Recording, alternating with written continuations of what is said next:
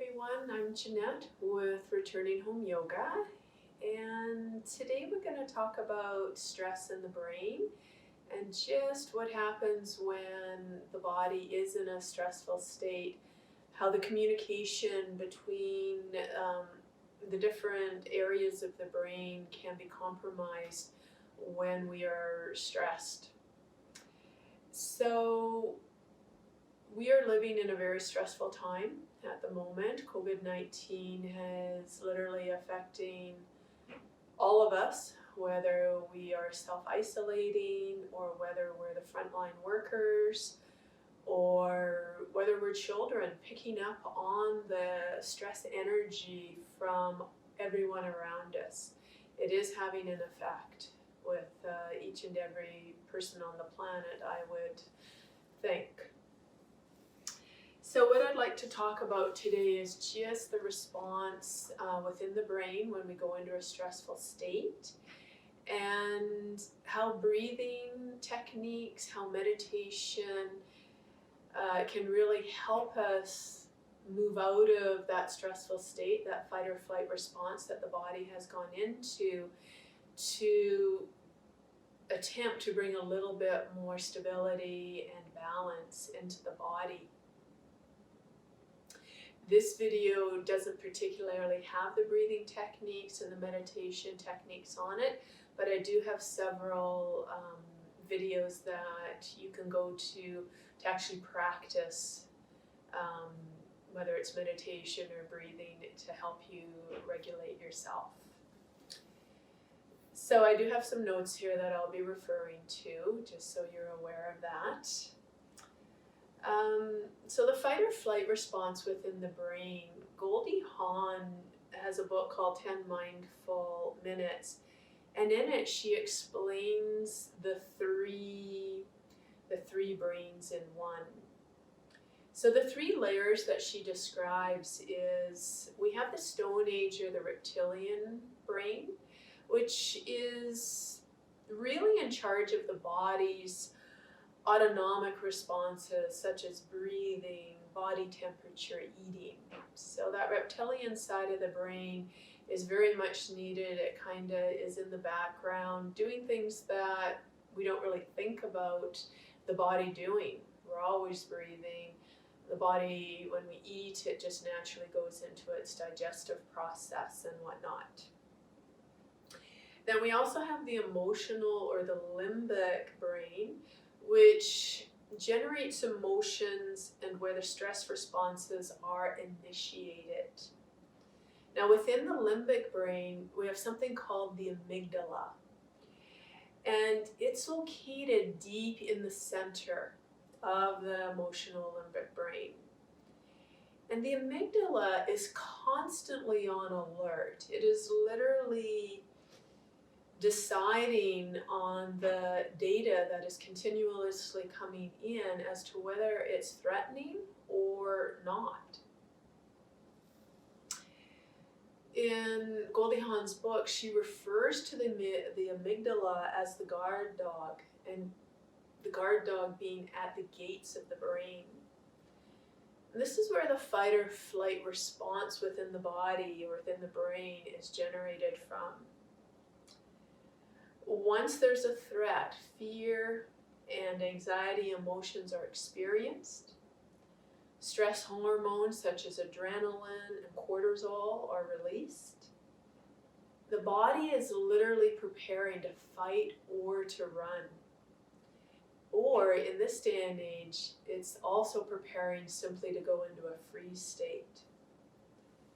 So when the incoming information is read by the amygdala as being safe and pleasurable, it will soften and there'll be a floodgate of incoming data moving into the third area of the brain called the prefrontal cortex.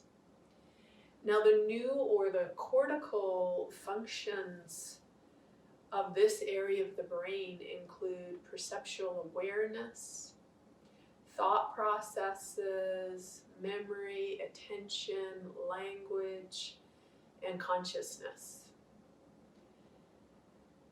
And this area of the brain is located directly behind the forehead. It's called the prefrontal cortex. And it's actually the largest part of the cortical brain.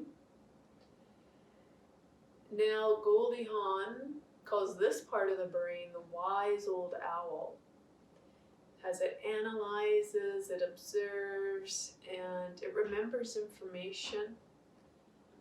Some other responsibilities it has are thinking, problem solving, planning, and making decisions. It's also in charge of impulse control. And another way to term the prefrontal cortex area of the brain is that it literally is our intelligence. So what happens when the amygdala is perceiving data as to be a threat? It will actually shut down. The gates to the brain will literally, the guard dog will start barking, the gates will close, and the communication between the limbic part of the brain, the emotional part of the brain, and the prefrontal cortex is essentially closed. And so what happens is that we can't stay focused. It's very challenging for us to make decisions. We just can't seem to think correctly. We go to do one thing and then we can't remember what it is we went to do. And for myself, I find myself very scattered. I just can't do what I need to do. I'm just like flitting from here to there and just feeling very unsettled and very ungrounded, essentially. Along with the response that's going on in the brain, because the body is preparing to fight or flee, the heart rate increases, and the adrenaline and cortisol that is released is literally preparing the body to fight or to run away. We might experience things such as dry mouth and the pupils dilating. We might discover that there's this incredible tension in the neck and shoulders, and we discover ourselves moving through our days very hunched. And of course, we might experience hyperventilating as the breath becomes very shallow. So these are all results of the amygdala literally closing the gates and the communication between the limbic emotional side of the brain and the prefrontal cortex. So there are numerous studies, and you can Google them if you like. I'm not going to go into any here. Really discovering the power of breathing techniques, the power of meditating to help bring the body back into balance, to help the brain realize that we're not literally threatened in the way of losing our life like we were way back when. It really helps the parasympathetic side of the nervous system to remember its job of relaxing the body. So I just wanted to shoot this video and explain in very layman's terms. I'm not a scientist or scientifically minded in a huge way, yet I do have a general understanding of what happens in the body, in the brain, when I am stressed. So I wanted to share that with you. And even though I said at the beginning of the video we wouldn't explore techniques to help manage that, I really feel that the video would be incomplete without us doing something of that nature. So Having said that, I'd like you to take a look around and see if there's something in your immediate vicinity that you could focus on visually, such as a painting or a picture, perhaps a beautiful sculpture, or maybe it's just a mug that has a design on it. Maybe there's some flowers. Just taking a few moments to settle your gaze onto something. I'm going to bring the vase of flowers in front of me, and I'm going to utilize them to focus my visual attention onto one spot. So as you do that, please encourage the body to find a comfortable position. So if you're sitting in a chair, just making sure you're comfortable. Perhaps the spine could be, or the back body could be supported with a cushion or a pillow so that the spine can be somewhat straight. And as you begin to settle, take a few moments to feel your seat coming into connection to the surface beneath it. If your feet are on the floor, get a real sense of the feet touching the floor. If you have shoes on, you might actually just slip them off for a few minutes. And take a moment to either close the eyes or to focus on a single spot, to go inward for a few minutes and to notice how the body is currently feeling. Is there a sense of anxiety there that's really prominent? Is the heart rate, is the breath fast due to the heart rate being elevated? And literally just taking a few moments to notice what's going on for you in your body. And that might not be available at the moment because of the amygdala closing down that communication between the prefrontal cortex and the limbic areas of the brain, and that's okay. If that's the case, I'd like you to focus on your feet or your seat, just touching whatever surface they're on.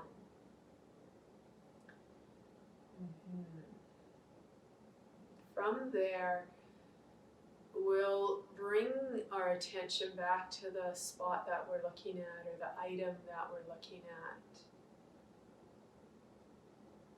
And you might find that your attention can't stay on that spot. That's okay. If you need to look away or to close your eyes, do so.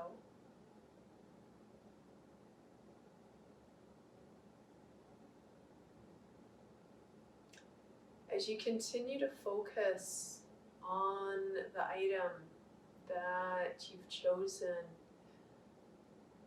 take a few moments to notice if it feels like your eyebrows are furrowed together. And if they are, is it possible to create a little bit of space between them?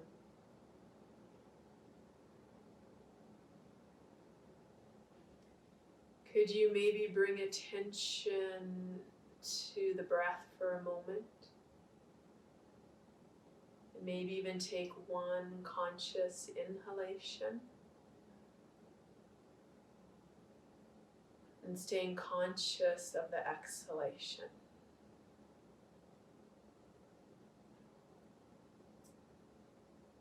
And when your mind might distract you with thoughts, with judgments of the experience that you're currently in, so this focusing on one thing,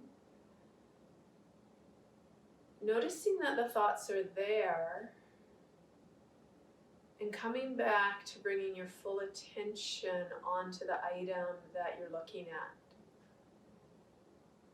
And as I'm looking at a single flower, I'm noticing all of its petals and its color. So you might do the same thing with whatever it is that you've chosen to look at. And if you're simply focusing on the feel of your feet or your seat in connection to the surface beneath them, please simply keep coming back to what it feels like to have the buttocks supported, to have the feet touching the ground, or wherever it is they're touching. They might be in the shoes, and maybe you can feel the shoes touching the various areas of the feet. And we literally keep coming back again and again to focus on whatever it is we've chosen to focus on.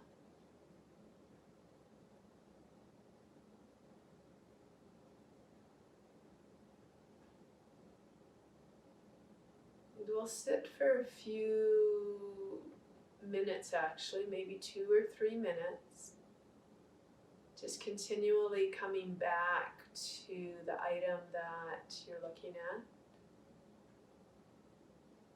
You might be consciously taking in what it looks like, its color. Maybe there's a smell if you have chosen flowers or a plant to look at. Maybe you were eating your food while you were looking or listening to this video. Maybe you've paused simply to look at your food, to really take it in. Whatever it is, it's perfect, whatever you've chosen. And the experience you're having, whether it's being very distracted from what you're observing, or whether you've quite settled into the experience, it's all good. We don't need to judge it as good, bad, right, or wrong.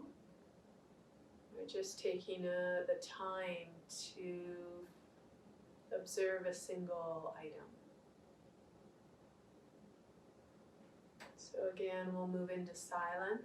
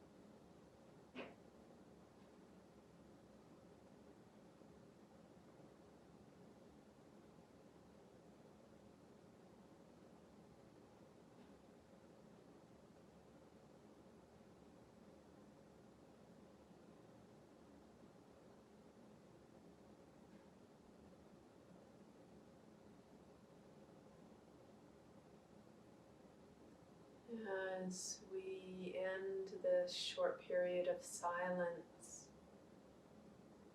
simply take a few moments to notice whether that felt like an eternity to you, or whether it went by quite fast.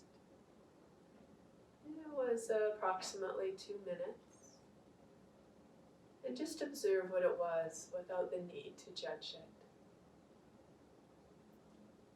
Take a few moments to notice the heart rate, the depth or shallowness of the breath, and simply observing whether it changed in some way, shape, or form. It may have, it may not have.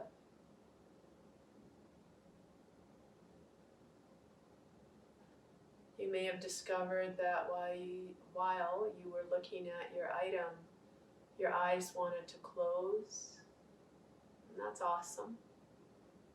You may have discovered that your eyes wanted to flit here, there, and everywhere, and that's also awesome.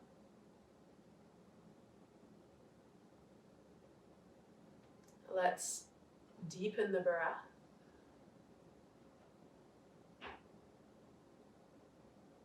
Begin to bring a little movement into your fingers, thumbs, toes.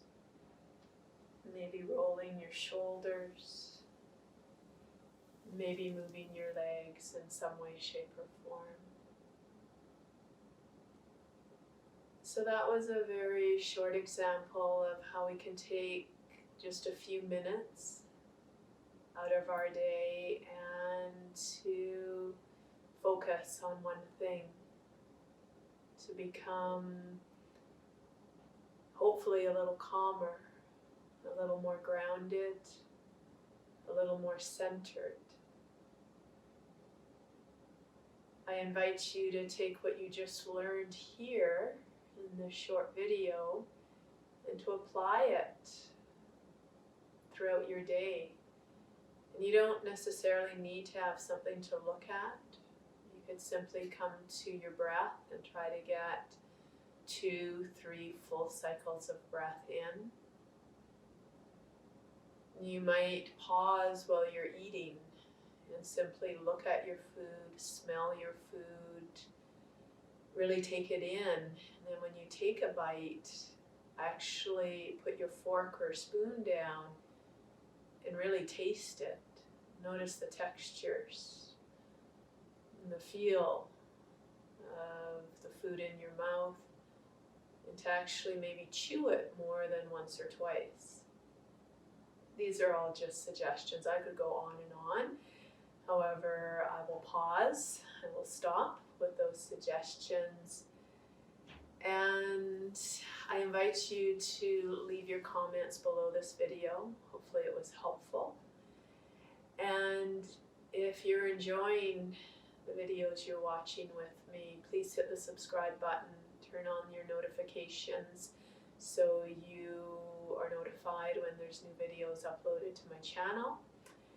And I thank you for taking the time to be here with me today and to listen and to explore ways of calming the mind and the body, and ways that we can reduce our stress response within the body.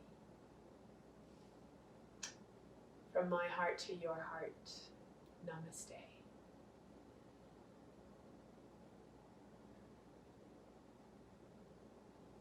Until next time, bye for now.